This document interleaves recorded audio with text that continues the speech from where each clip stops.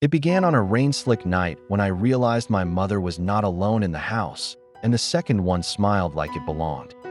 I had been up late, stacking boxes, when I caught movement in the hallway like a mirror coming to life. At the sink, she stood facing the mirror, brushing her hair slowly, the light carving hard shadows across her cheekbones. Then she turned. The woman in the reflection stepped away as if the glass had become a doorway instead of a surface. I blinked. Both of them smiled at once, the same crooked smile, like two clocks striking the same second. That night, I slept on the couch, as if proximity could keep me safe from whatever was repeating itself upstairs. Morning came thin and gray, but in the kitchen there were two mugs, two chairs pulled out like witnesses. She hummed as she cooked, one by the stove and one at the table folding a newspaper with hands that trembled for no reason I could name. I tried to talk to her.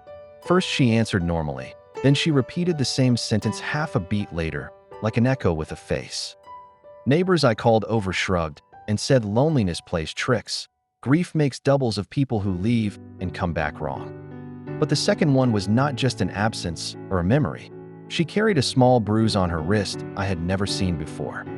When I showed her a photo of us, the double traced the frame of my face with her fingertip, slow and reverent, like she was learning me again. I started digging. Old police blotters, neighborhood gossip, and a single line in an obituary about a twin sister lost at birth.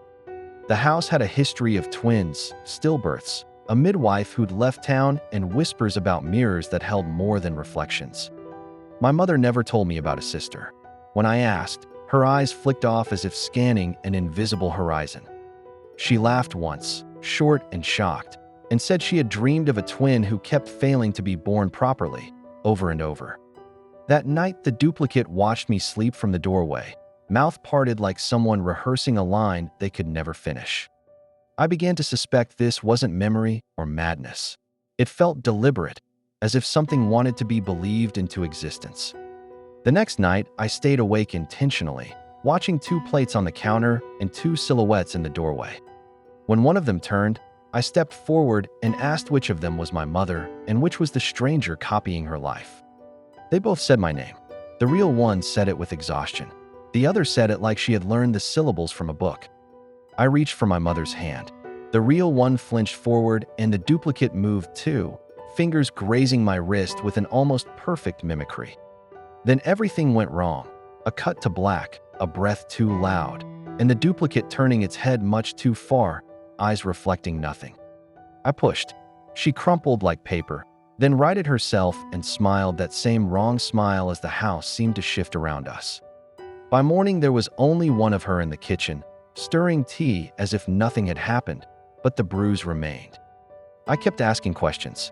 She answered with the same tired honesty, eyes that seemed to hold entire rooms of memory I could not enter. Sometimes I would catch a shadow in the hallway that didn't match any movement, a small correction where the world refused to be consistent. A neighbor brought over a cake and said, quietly, that our house was old and full of stories. Grief, she warned, leaves echoes that look a lot like people. Months passed.